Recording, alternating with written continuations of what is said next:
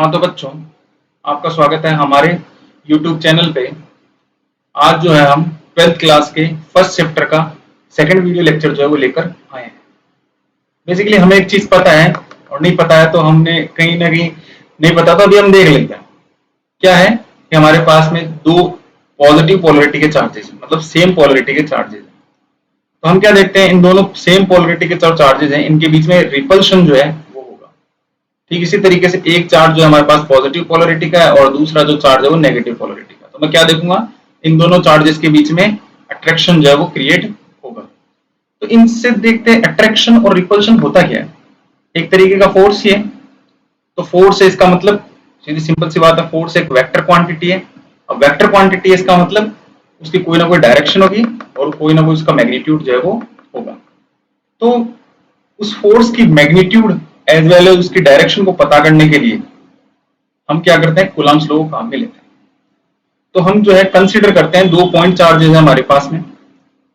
Point charges कौन से हैं, Q1 और दूसरा जिसकी पोलरिटी क्या है प्लस, यानी कि पॉजिटिव Q1, और दूसरा जो चार्ज है दैट इज प्लस Q2। और इन दोनों चार्जेस के बीच में जो सेपरेशन है उसको हम रिप्रेजेंट कर रहे हैं स्मॉल r से, स्मॉल r से। तो सबसे पहले हम क्या कहते हैं कि हमारे पास में ये दो चार्जेस जो हैं इनके बीच में लगने वाला जो फोर्स है, अगर पॉजिटिव है, एज यूजुअली हमने रिप्रेजेंट पॉजिटिव कर रखा है, तो इन दोनों के बीच में जो लगने वाला जो फोर्स है वो डायरेक्टली प्रोपोर्शनल होगा इन दोनों चार्जेस के प्रोडक्ट के। मतलब इन दोनों को मल्टीप्लाई करेंगे और अगर इन दोनों का प्रोडक्ट इंक्रीज होता जाएगा तो इन दोनों के बीच में लगने वाला जो फोर्स है वो भी क्या होता जाएगा, इंक्रीज होता जाएगा। दूसरी मेरे पास में बात आती है, इन दोनों के पास बीच में जो सेपरेशन है जिसको हम r से रिप्रेजेंट कर रहे हैं, उसको अगर हम इंक्रीज करेंगे तो इन दोनों के बीच में लगने वाला जो फोर्स है वो डिक्रीज होगा। कैसे, वो भी देखते हैं कि हमारे पास में जो इन दोनों चार्जेस के बीच में जो लगने वाला जो फोर्स है वो इनवर्सली प्रोपोर्शनल होता है इन दोनों के सेपरेशन के स्क्वायर के। मतलब जैसे जैसे हम इन दोनों के बीच के सेपरेशन को इंक्रीज करेंगे, जो हमारे पास में इन दोनों के बीच में जो लगने वाला फोर्स है वो क्या होता जाएगा, डिक्रीज होता जाएगा। तो इस तरीके से हम क्या देखते हैं कि हमारे पास में ये दो चीजें जो है हमारे पास में ये आती है सुनने में। तो इन दोनों से हम क्या चीज डिस्कस करते हैं या फिर हम क्या चीज आगे देखते हैं कि हमारे पास में F जो है वो डायरेक्टली प्रोपोर्शनल था किसके, इन दोनों चार्ज के प्रोडक्ट के। मतलब जितने चार्ज का प्रोडक्ट जो है बड़ा होगा उतना ही हमारे पास में जो लगने वाला जो फोर्स है इन दोनों के बीच में वो क्या होगा, बड़ा होगा। और जो हमारे पास में जो फोर्स है इन दोनों चार्जेस के बीच में लग रहा है वो इनवर्सली प्रोपोर्शनल है इन दोनों के सेपरेशन के स्क्वायर के। ठीक है, तो हमारे पास में इन दोनों इक्वेशन से ये वाली वैल्यू जो है ये बनती है, that is F is directly proportional to Q1 Q2 upon R square. अब बेटा हमारे पास में जो है इन चीजों को हम आगे की तरफ लेके जाते हैं और डिस्कस करते हैं कि हमारे पास में जो है कौन सी टर्म जो किस तरीके से आती है। तो एज यूजुअली जब हम प्रोपोर्शनलिटी का साइन हटाते हैं तो प्रोपोर्शनलिटी का साइन हटाने के बाद में हम उस प्रोपोर्शनलिटी की साइन की जगह एक कांस्टेंट वैल्यू जो है वो रखते हैं। 11th क्लास में भी आपने कई बार ऐसा किया होगा। तो हम जब यहाँ पे ये प्रोपोर्शनलिटी का साइन जो है जैसे मैं हटाता हूं तो मेरे पास में एक कांस्टेंट वैल्यू आती है, that is k Q1 Q2 upon R square.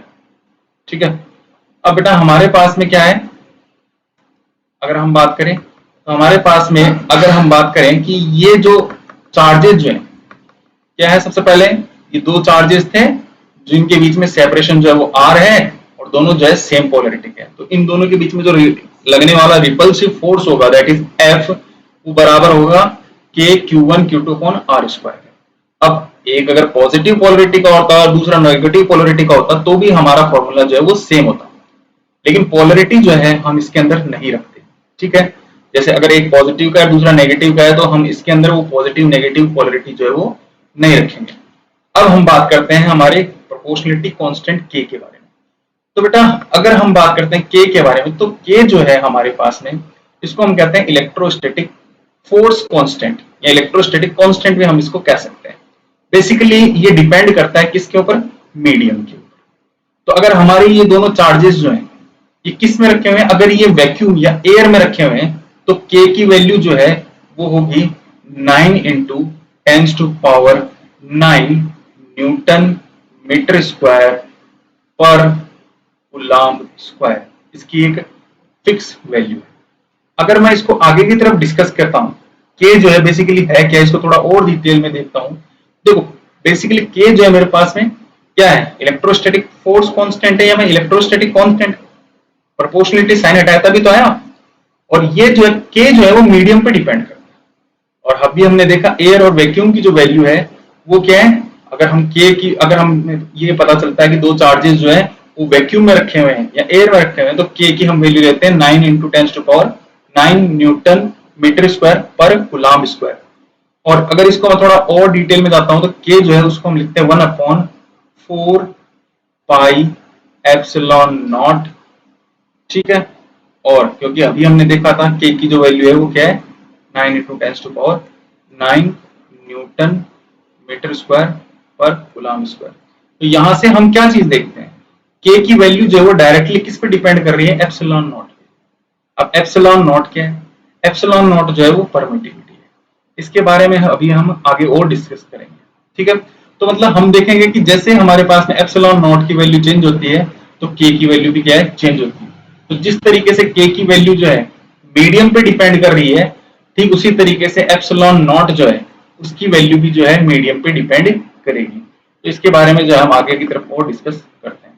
तो देखो बेटा, अगर हम इसमें बात करें, सबसे पहले इसकी बात करेंगे, सबसे पहले हम बात करेंगे कि हमारे पास में जो है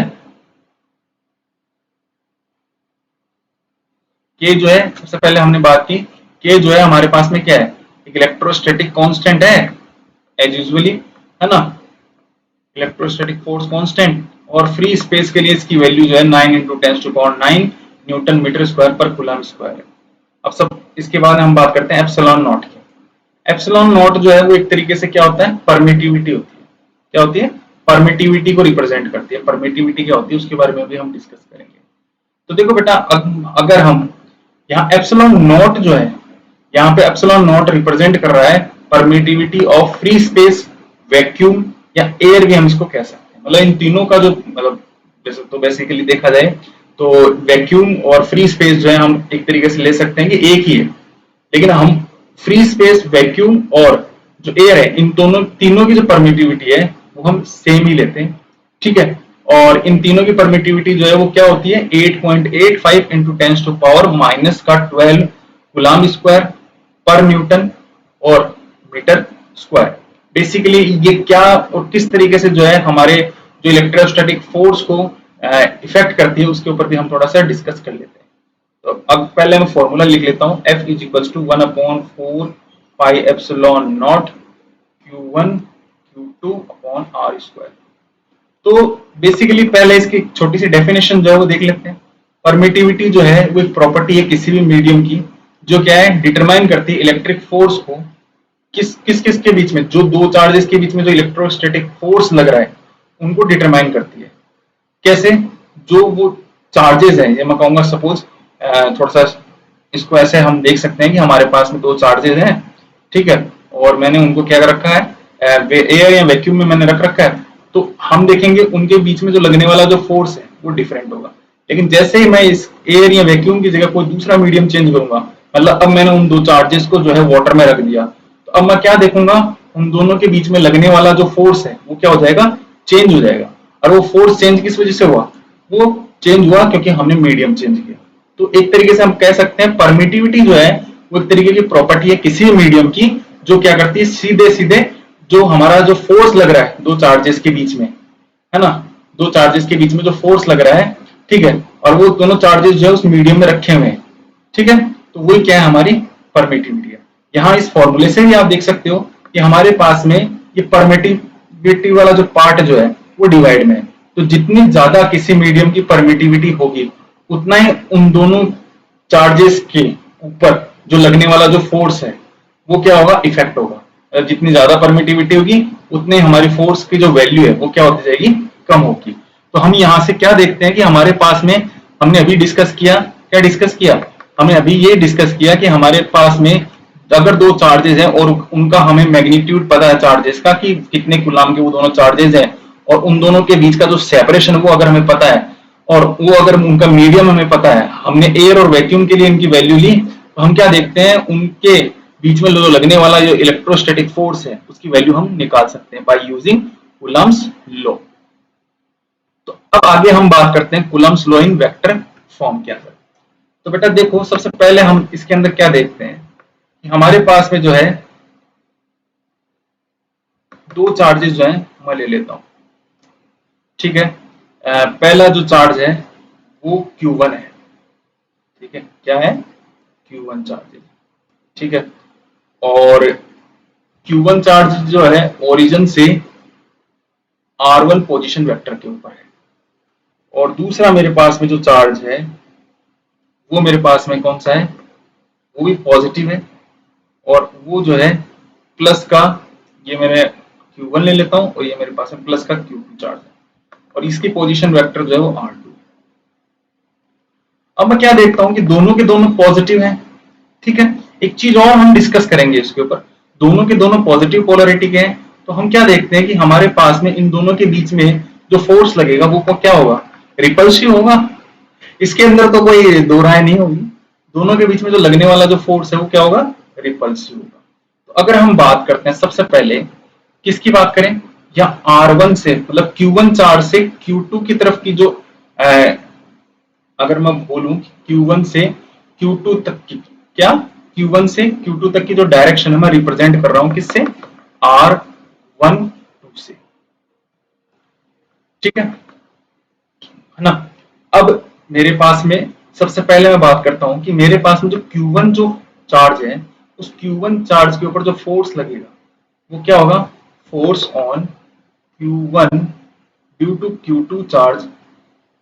अब वेक्टर फॉर्म में तो मैंने वेक्टर फॉर्म में लिख दिया, ठीक है, क्योंकि रिपल्सिव लगेगा तो एक दूसरे से वो दूर ही जाएंगे, ठीक है। और ठीक इसी तरीके से मेरे पास में जो है इसका अपोजिट डायरेक्शन, दैट इज, ये मैं इस डायरेक्शन को मैं थोड़ा इधर ले लेता हूं, दैट इज Q2 से Q1 तक।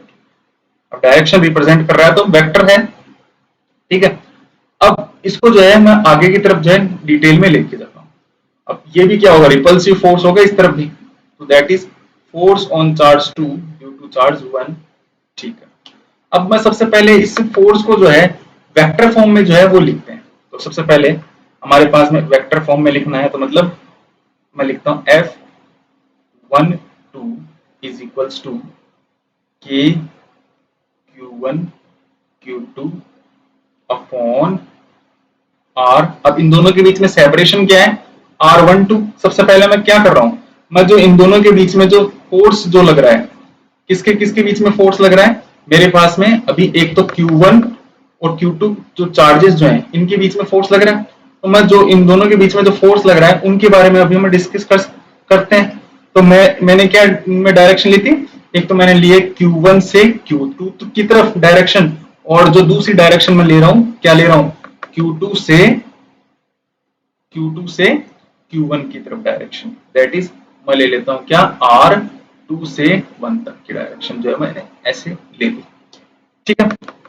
अब जो है, अब एक चीज और मैं देखता हूं कि मेरे पास में जो है क्या, जो फोर्स ऑफ रिपल्शन लग रहा है किसके ऊपर, चार्ज Q1 पे, वो डायरेक्शन कैसी है, वो Q2 से Q1 की तरफ है।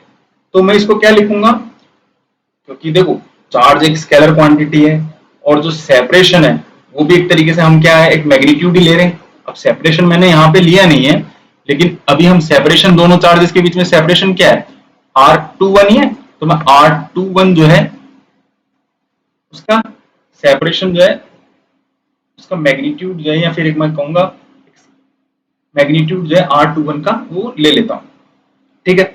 अब मैं क्या देख रहा हूँ, K जो है स्केलर है, R21 जो है वो मैंने क्या ले रखा है, स्केलर ले रखा है, मतलब मैग्नीट्यूड ले रखा है, इन दोनों के सेपरेशन ले रखा है, वेक्टर फॉर्म में थोड़ी है। और दूसरा मेरे पास में चार्ज वैसे ही एक स्केलर क्वांटिटी, लेकिन फोर्स तो मेरे पास में क्या है, एक वेक्टर क्वांटिटी होती है, तो उसको डायरेक्शन तो देना पड़ेगा। और ये डायरेक्शन का काम कौन करता है, डायरेक्शन देता कौन है, डायरेक्शन जो है वो देता है यूनिट वेक्टर। कौन देता है, यूनिट वेक्टर। आपने 11th क्लास में पढ़ा होगा यूनिट वेक्टर मतलब क्या होता है। यूनिट वेक्टर जो है उसका मतलब, देखो एस से कुछ पढ़ा होगा, यूनिट वेक्टर का मतलब होता है कि हमारे पास में किसी भी वेक्टर क्वांटिटी को अगर हम क्या, हमारे पास में किसी भी अगर हमें यूनिट वेक्टर निकालना है तो हम क्या करते हैं, किसी वेक्टर क्वांटिटी को उसके मैग्नीट्यूड से अगर हम डिवाइड कर देते हैं तो हमारे पास में जो रिजल्टेंट जो वैल्यू आती है वो क्या होता है, यूनिट वेक्टर।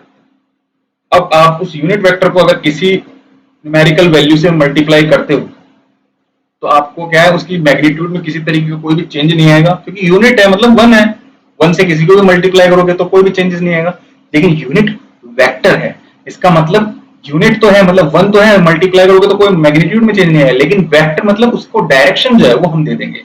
अब F12 जो है वो किस तरफ है, किस डायरेक्शन में है, वो लग रहा है R21 के ऊपर, मतलब R Q2 से Q1 की डायरेक्शन में जो वो फोर्स है वो लग रहा है रिपल्सिव है ना। तो इसको मैं क्या लिख देता हूं, दैट इज R21, इसको मैं ऐसे लिख देता हूं। ठीक है, अब मेरे पास में जो है ये क्या हुआ, वेक्टर फॉर्म आ गया। क्या आ गया, वेक्टर फॉर्म आ गया। किसका वेक्टर फॉर्म आ गया भाई, ये मेरे पास में वेक्टर फॉर्म आ गया किसका, F12 मतलब force on charge 1 due to charge 2। अब बेटा मेरे पास में जो है, अब मैं एक इसको वेक्टर फॉर्म, एक ट्राइंगल का जो रूल है उससे मैं इसको थोड़ा सा और डिटेल में जो है समझते हैं इसको। मेरे पास में क्या है, this is R1 R2 R21 है। अब मेरे को जो है R21 की वैल्यू जो है अगर निकालनी है तो कैसे निकालेंगे, देखो आपने इसमें क्या है, ट्राइंगल वेक्टर का ट्राइंगल रूल जो है वो पढ़ा होगा। अब मेरे पास में इस ट्राइंगल रूल को काम में लेते हुए मैं क्या देखता हूं कि मेरे पास में R1 जो है वो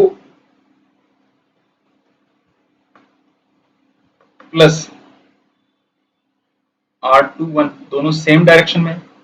तो जो पार्ट इन दोनों वेक्टर को जो क्लोज करेगा, जो मेरे पास में ट्राइंगल है, उन ट्राइंगल के दोनों जो पार्ट है उसका जो क्लोजिंग पार्ट जो होगा वो क्या होगा, उन दोनों का रिजल्टेंट होगा, उन दोनों का वो क्या होगा, रिजल्टेंट होगा। तो यहां से हम R21 की जो वैल्यू है वो निकाल लेंगे, that is minus R2 minus R1 जो है वो उसकी वैल्यू हो जाएगी।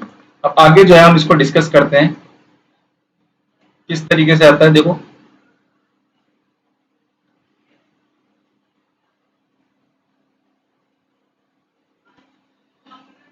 अब देखो हमारे पास में जो है F जो है वो किस तरीके से आता है, F12 K Q1 Q2 upon R21 R21 का square into R, unit vector का कैसे लिख सकते हैं, R21 अपॉन R21, ऐसे ही लिखेंगे यूनिट वेक्टर। देखो अब हमारे पास में जो है इसी चीज को मैं आगे ऊपर की तरफ लेके जा रहा हूं, इसको थोड़ा सा मैं जो है ऊपर की तरफ ले जाता हूं।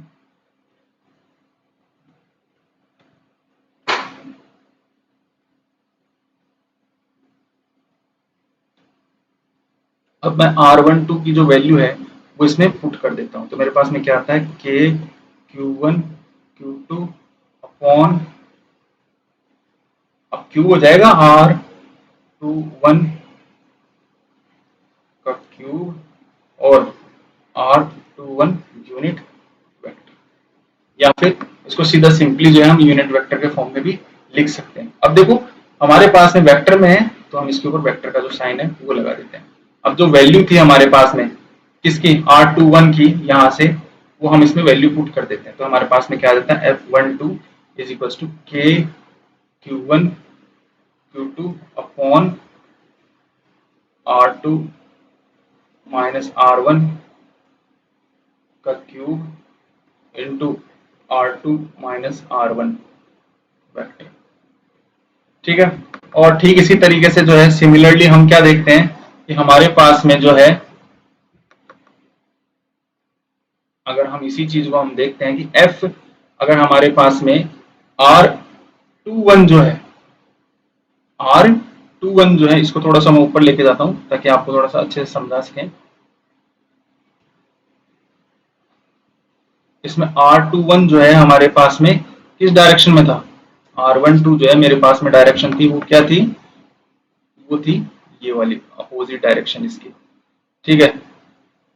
और जब मैं देखता हूं कि मेरे पास में जो डायरेक्शन है किसकी, वो डायरेक्शन आती है,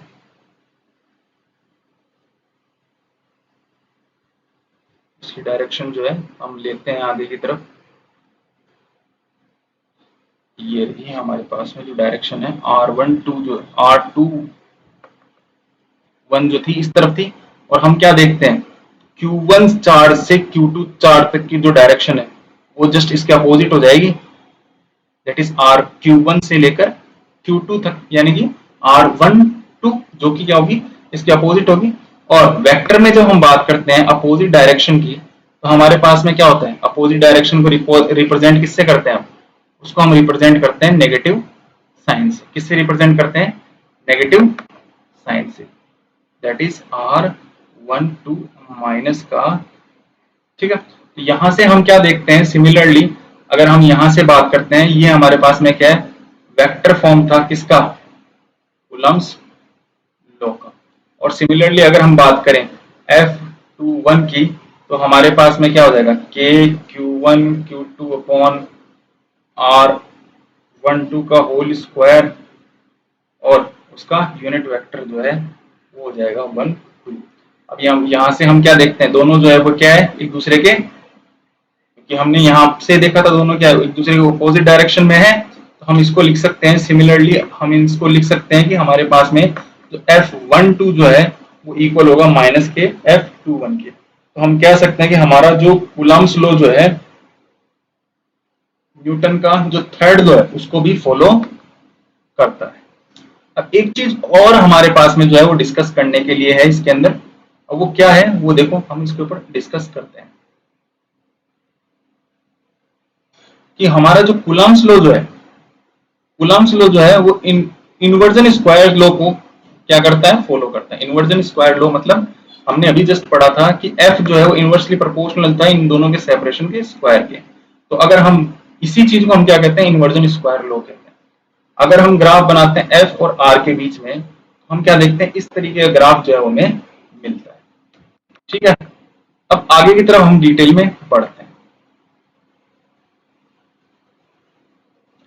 अब हम बोले कि हमारे पास में क्या है, डिफरेंट डिफरेंट चार्जेस हैं और इनके डिफरेंट मैग्नीट्यूड भी है। देखो आगे का जब हम टॉपिक की डिस्कशन करते हैं तो हमारा जो है, अभी हमने जब पढ़ा क्या है कि हमारे पास में क्या है, दो चार्जेस है और उन दोनों चार्जेस के बीच में जो फोर्स लग रहा था that is F is equals to K Q1 Q2 upon R square. लेकिन अब अगर हमारे पास चार्जेस क्या हो, मल्टीपल चार्जेस हो, तब क्या होगा, तब हम काम में लेंगे सुपरपोजिशन प्रिंसिपल को। अब वो किस तरीके से वर्क करता है उसको भी हम जो है आज देखते हैं। अब देखो बेटा कैसे क्या होता है वो सब चीजें जो है डिस्कस कर लेते हैं। तो इसको देखो हमारे पास में सपोज करते हैं, अभी जैसे अभी हमारे पास में नॉर्मली हम देख रहे थे कि दो चार्जेस जो है हमारे पास में थे। कौन से चार्जेस थे, एक तो Q1 चार्ज है, दूसरा मेरे पास में क्या है, Q2 चार्ज था, ठीक है। हम कहते थे इन दोनों के बीच में जो सेपरेशन है वो R12 है, तो हम ये बोलते थे कि इन दोनों के बीच में जो फोर्स लग रहा है वो क्या है, तो था F equals to K Q1 Q2 upon R12, कोई दिक्कत नहीं। लेकिन अब हमारे पास में एक थर्ड चार्ज जो है वो और आ गया Q3, ठीक है। अब क्योंकि हम एक चीज और देखते हैं कि हमारे पास में तीसरे चार्ज के आने की वजह से इन दोनों चार्जेस के बीच में जो फोर्स लग रहा है, जो इलेक्ट्रोस्टैटिक फोर्स लग रहा है, उसमें किसी तरीके का कोई भी चेंजेस नहीं आएगा। इनके ऊपर जो पहले इलेक्ट्रोस्टैटिक फोर्स जो लग रहा था that is K Q1 Q2 upon R12, वो सेम अभी भी वही लगेगा, ठीक है। अगर हम यहाँ पे अब दूसरा फोर्स हम निकालते हैं, कौन सा, F dash equals to K Q1 Q2 upon R, जैसे इनके बीच की जो डिस्टेंस है वो ले लो, मतलब मैं अभी इन दोनों के बीच में जो है वो फोर्स निकाल रहा हूँ, ठीक है। जो भी कोई इनके ऊपर जो है वो फोर्स लग रहा है वो हम निकाल लेते हैं, ठीक है। तो मैं देखता हूँ कि सपोज करते हैं ये भी पॉजिटिव पोलरिटी का है, सारे के सारे जो है वो क्या है, पॉजिटिव पोलरिटी के हैं। तो इसके ऊपर जो है फोर्स जो है इधर लगेगा, ठीक है, और इसके ऊपर जो फोर्स है वो इधर लगेगा। मैं इसको नाम दे देता हूं F और इसको नाम दे देता हूं F डैश। अब भाई साहब इन दोनों की वजह से जो नेट फोर्स जो लगेगा, इन दोनों की वजह से जो नेट फोर्स जो लगेगा दैट इज द क्या होगा, वेक्टर सम। इन दोनों फोर्सेस का जो वेक्टर सम जो होगा वही तो ये नेट फोर्स होगा।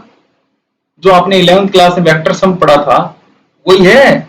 जब हमारे पास में क्या होगा, दो से ज्यादा चार्जेस आ जाएंगे, दो से ज्यादा चार्जेस आ जाएंगे और उनके ऊपर जब हमें क्या करना होगा, अगर नेट फोर्स निकालना होगा तो हम क्या करेंगे, हमारे पास में उन सब का जो डिफरेंट डिफरेंट जो चार्जेस हैं उन चार्जेस के ऊपर जो लगने वाला जो नेट फोर्स जो है वो हम निकालेंगे बाय यूजिंग वेक्टर सम।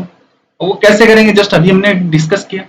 अब इसको हम और डिटेल में जाने के लिए हमने एक चीज और जो है वो हमें डिस्कस करनी होगी। देखो अब वो क्या चीज है उसको हम देखते हैं, कैसे जो है इसको हम डिस्कस करते हैं क्या है क्या नहीं। देखो हमारे पास में जो है इसमें एक सबसे पहले क्वांटिटी आती है। देखो किस तरीके से जो क्वांटिटी है, मेरे पास में एक Q1 चार्ज है और जो दूसरा चार्ज है वो Q2 चार्ज है। हमेशा इलेक्ट्रोस्टैटिक फोर्स जो है वो लाइन ऑफ एक्शन पे लगते हैं। मतलब सेंटर, अगर मेरे पास कोई स्फेरिकल बॉडी है, बहुत दूर दूर जो है वो दोनों स्फेरिकल बॉडी है, उनके सेंटर से लेकर सेंटर तक की जो ये लाइन जो है ये लाइन ऑफ एक्शन है।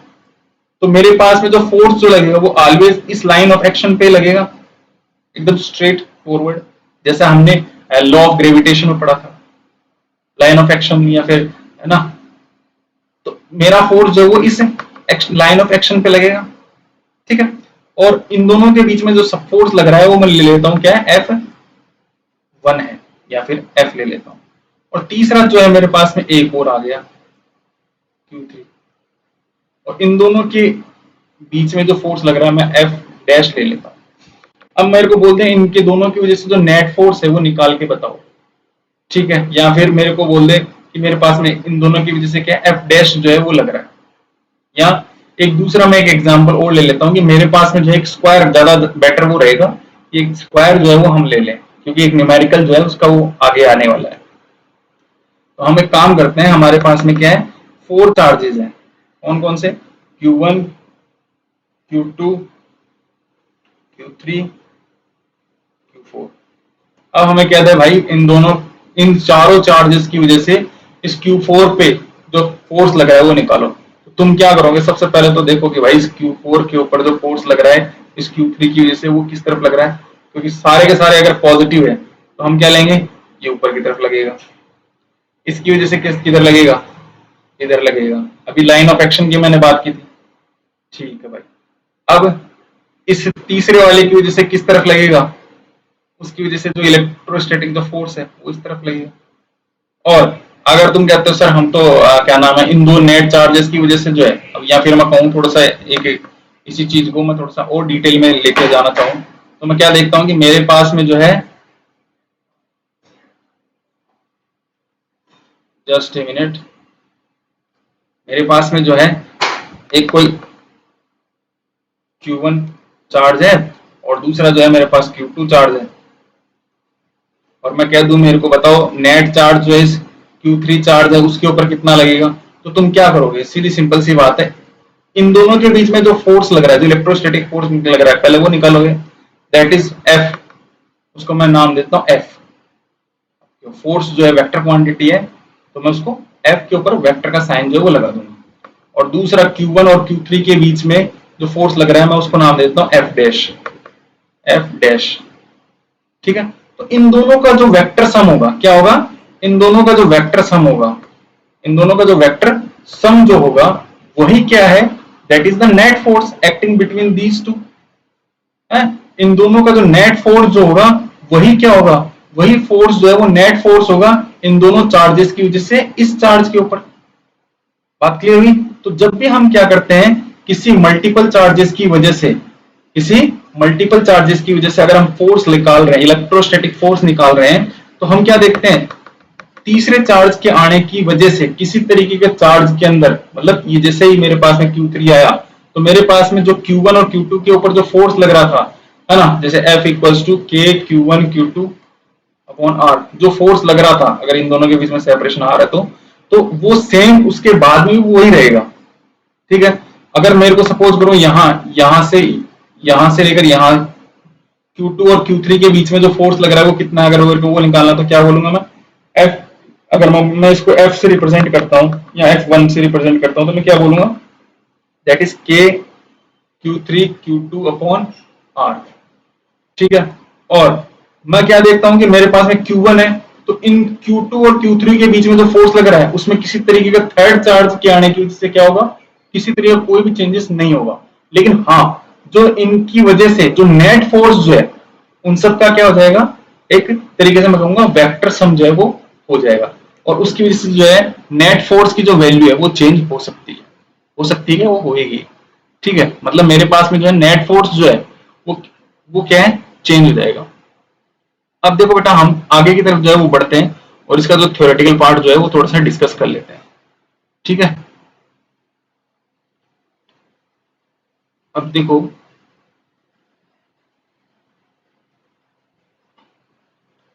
कि हमारे पास में प्रिंसिपल ऑफ सुपरपोजिशन जो है क्या कहती है, हमारे पास जैसे n चार्जेज हैं और उन n चार्जेस के ऊपर जो लगने वाला जो फोर्सेज है वो सारे के सारे फोर्सेस का क्या हो जाएगा, वेक्टर सम हो जाएगा।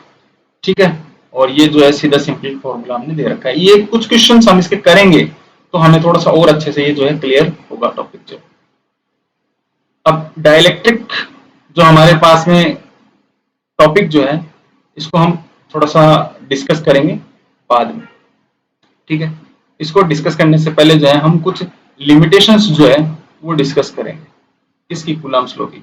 अब कूलम्ब्स लॉ की सबसे पहली जो लिमिटेशन है वो आती है जो इलेक्ट्रिक चार्ज जिनके ऊपर आप क्या कर रहे हो, इलेक्ट्रोस्टैटिक फोर्स निकाल रहे हो, वो क्या, वो इलेक्ट्रिक चार्ज जो है वो किस में रहना चाहिए, वो रेस्ट में रहना चाहिए इलेक्ट्रिक चार्ज। मतलब हमारे पास में दो चार्जेस हैं, जैसे प्लस का Q1 दूसरा प्लस का, दोनों के दोनों यहाँ तो रेस्ट में रहे, दोनों किस में रहे, रेस्ट में रहे, दोनों रेस्ट में रहे तो आप कूलम्ब्स लॉ लगा सकते हो। अगर एक रेस्ट में एक मोशन में तब भी आप कूलम्ब्स लॉ लगा सकते हो, लेकिन अगर दोनों मोशन में कर रहे हो, दोनों मोशन में तब आप कूलम्ब्स लॉ नहीं लगा सकते, पहली बात। ठीक है, अब दूसरी चीज हमारे पास में, ये तो उसकी एक लिमिटेशन हो गई। दूसरा हमारे पास में क्या है, इलेक्ट्रिक चार्ज जो है वो मस्ट भी क्या है, पॉइंट चार्ज होना चाहिए। पॉइंट चार्ज का मतलब उनके बीच में जो सेपरेशन है वो इतनी ज्यादा हो कि सेपरेशन जो है वो क्या हो, इतनी ज्यादा हो कि हमारे पास में वो जो हम चार्ज जो है वो क्या है, एक तरीके से in compare to the magnitude of the charge, separation जो इतनी ज्यादा हो तो हम कह सकते हैं कि हमारे पास में वो चार्ज जो है वो क्या है, पॉइंट चार्ज है। या फिर हम कह सकते हैं कि हमारे पास में वो चार्ज जो है वो क्या होना चाहिए, एक तरीके का फुल्ली, एक तरीके से मैं कह सकता हूँ कि एक पूरा का पूरा क्या होना चाहिए, एक फिक्स वैल्यू जो है, या फिर मैं कहूंगा कि मेरे पास में यूनिफॉर्मली डिस्ट्रीब्यूटेड होना चाहिए। अगर मैं उसको दूर से देखता हूं तो एक फिक्स पॉइंट होना चाहिए वो। ठीक है, ऐसा नहीं होना चाहिए कि एक जगह पे जो चार्ज है वो यहाँ पे है, दूसरी जगह यहाँ पे ना, वो एक तरीके से कंटिन्यूअसली जो है वो क्या है, एक चार्ज के फॉर्म में होना चाहिए। या फिर हम मैं कहूंगा किसी तरीके से कहीं पे भी कोई डिसइंटीग्रेशन जो है वो नहीं होना चाहिए। ठीक है, मतलब मेरे पास में क्या है, पूरा का पूरा चार्ज जो है पूरी की पूरी बॉडी के ऊपर एक्सटेंशन मतलब फैला हुआ रहे। ठीक है, और मतलब मैं क्या देखता हूँ उसको, अगर मैं दूर से देखूंगा, मतलब अगर कोई दो बॉडीज है, कोई स्फेरिकल बॉडीज है, उन दोनों के ऊपर चार्ज है। ठीक है, लेकिन चार्ज जो है वो दोनों बॉडीज जो है अपने एक दूसरे से क्या होना चाहिए, दूर होने चाहिए। तो हम कह सकते हैं वो दोनों बॉडी क्या है, वो एक तरीके के पॉइंट चार्ज है। और वो डिस्टेंस किससे कंपेयर करते हैं, हम वो डिस्टेंस कंपेयर करते हैं जो मैग्नीट्यूड जो है चार्ज का उससे। ठीक है, तो ये कुछ लिमिटेशंस जो है वो हमारे पास में इसके अंदर थी। अब इसके कुछ न्यूमेरिकल्स जो है वो हम डिस्कस करते हैं। उससे पहले जो है हम डिस्कस कर लेते हैं इसके बारे में। चलो पहले हम इसके डाइलेक्ट्रिक कांस्टेंट के बारे में जो हम डिस्कशन कर लेते हैं। और डाइलेक्ट्रिक कांस्टेंट या रिलेटिव परमिटिविटी भी हम इसको कहते हैं। रिलेटिव परमिटिविटी क्या होती है हमारे पास में, मैंने अभी जस्ट बताया कि हमारे पास में जब मीडियम चेंज होता है तो K, जिसको हम इलेक्ट्रोस्टैटिक कांस्टेंट या इलेक्ट्रोस्टैटिक फोर्स कांस्टेंट भी कहते हैं, उसकी वैल्यू भी क्या होती है, चेंज होती है। तो जब हमारे पास में वो वैल्यू जो है वो वैल्यू चेंज होती है तो हमारे पास में इलेक्ट्रोस्टैटिक जो फोर्स लग रहा है वो वैल्यू भी चेंज होगी। तो हम क्या देखते हैं कि जो हमारे पास में डाइलेक्ट्रिक कांस्टेंट या रिलेटिव परमिटिविटी जो है, रिलेटिव परमिटिविटी जो है वो क्या एक रेशियो है। इसके बीच में एक तो परमिटिविटी किसी मीडियम के अंदर और दूसरा परमिटिविटी एयर और वैक्यूम। तो अगर हमें क्या, यहाँ तो हमें एक रिलेशन निकालना है दो मीडियम के, क्या एक हमें एक रिलेशन निकालना है किस किस के बीच में, परमिटिविटी ऑफ एयर और वैक्यूम, और किसी मीडियम के बीच में तो हम रिलेटिव परमिटिविटी जो है वो काम में लेंगे। और दूसरा हम कह सकते हैं कि हमारे पास में क्या होता है कि जब हम दो चार्जेस को, same magnitude of charges, same separation को अगर हम मीडियम चेंज करते हैं तो हम क्या देखते हैं, उन दोनों का जो मैग्नीट्यूड जो है, फोर्स का मैग्नीट्यूड जो है वो भी क्या होता है, चेंज होता है। इन शॉर्ट हम अगर देखते हैं कि हमारे पास में रिलेटिव परमिबिलिटी जो है वो क्या है, it is the ratio between the permittivity of medium, epsilon M से भी रिप्रेजेंट कर सकते हैं, to the permittivity of air और वैक्यूम। इन शॉर्ट हम इसको ऐसे भी निकाल सकते हैं, force acting between, force of two charges acting in vacuum to the force in, force between two charges in medium। ये सीधा इसका फॉर्मूला है जो आपको याद करना पड़ेगा।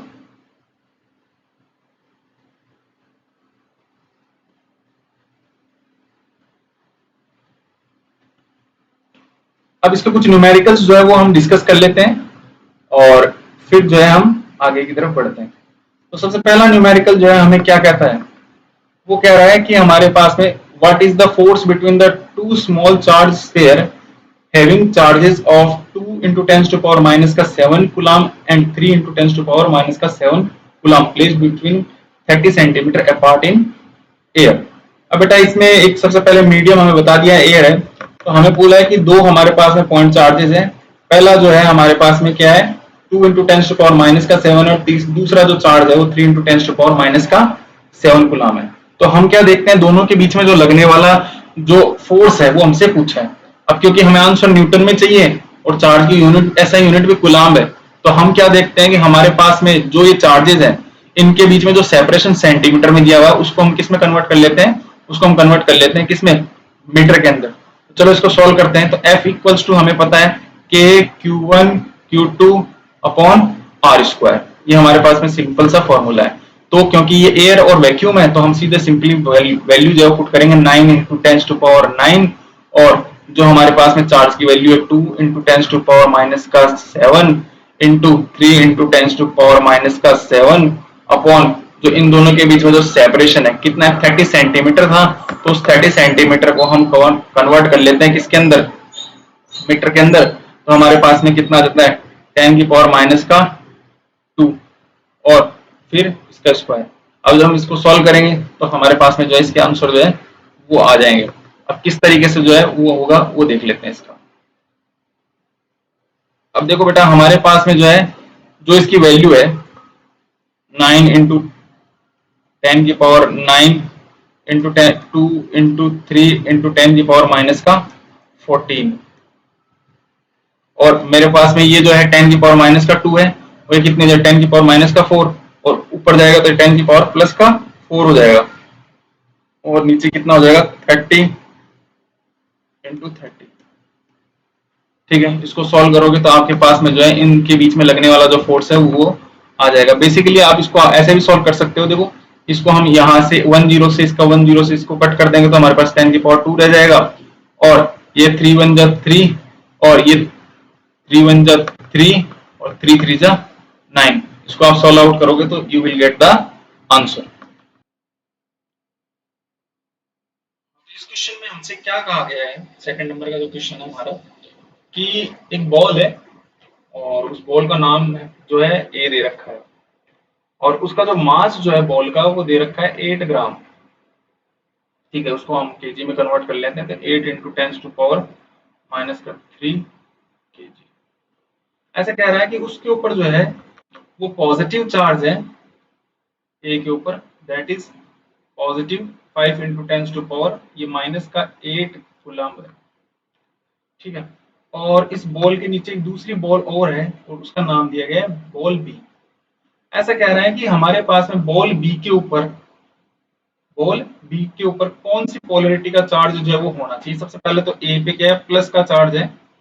ठीक है, बी के ऊपर कौन से पोलैरिटी का चार्ज जो है वो होना चाहिए ताकि ए जो है वो हवा में तैरती रहे। तो सीधी सिंपल सी बात है। एक चीज और कह रखा है कि हमारे पास में जो डिस्टेंस है इन दोनों के बीच में सेपरेशन जो है वो दे रखा है कितना, वो दे रखा है हमें 5 सेंटीमीटर। जब भी हम स्फेरिकल बॉडी लेते हैं, जो सेपरेशन है हमेशा सेंटर टू सेंटर हम करते हैं। तो हमारे पास में सबसे पहली बात आती है कि जो इलेक्ट्रोस्टैटिक फोर्स जो है, अगर इसके ऊपर जो ग्रेविटेशनल जो फोर्स लग रहा है उसको बैलेंस कर देगा, उस केस में क्या होगा हमारे पास में, सीधी सिंपल सी बात है, हमारी ये जो बॉल है ए वो हवा में तैरेगी। दूसरी रीजन एक और होना चाहिए कि बी बॉल जो है उसके ऊपर क्या होना चाहिए, पॉजिटिव पोलरिटी का चार्ज जो है वो होना चाहिए।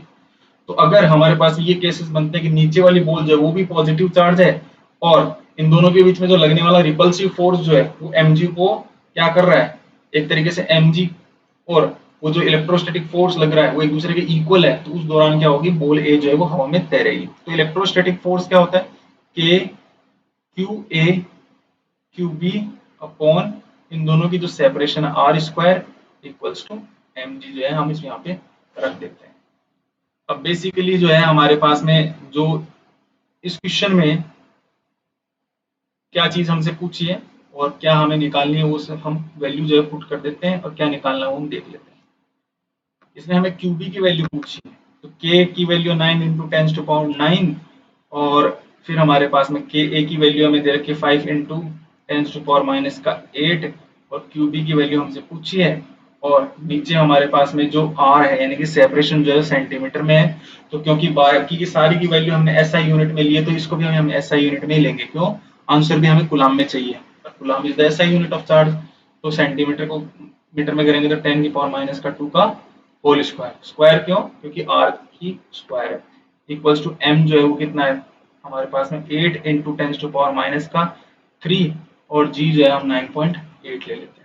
तो क्यूबी इक्वल्स टू हमारे पास में क्या वैल्यू आती है, क्यूबी इक्वल्स टू हमारे पास आता है 8 into tens to power minus का 3 into 9.8 into 5 into tens to power minus का 2 का whole square upon 9 into tens to power 9 into 5 into tens to power minus का 8। इसको सॉल्व करेंगे, you have to get the value of QB, that is the charge on mole second. और क्या होगा उसका जो पोलैरिटी जो है वो भी क्या होगी, पॉजिटिव। सो नेक्स्ट न्यूमेरिकल्स जो है वो एक बार आप देख लीजिए, और अगर आपको इन न्यूमेरिकल्स में से किसी भी न्यूमेरिकल में आपको डाउट होता है तो नेक्स्ट लेक्चर में हम एक लेक्चर और लेके आएंगे जिनमें जो है इसके कुछ न्यूमेरिकल्स हम सॉल्व आउट करेंगे। ठीक है, ओके बेटा, थैंक यू, सब्सक्राइब करें।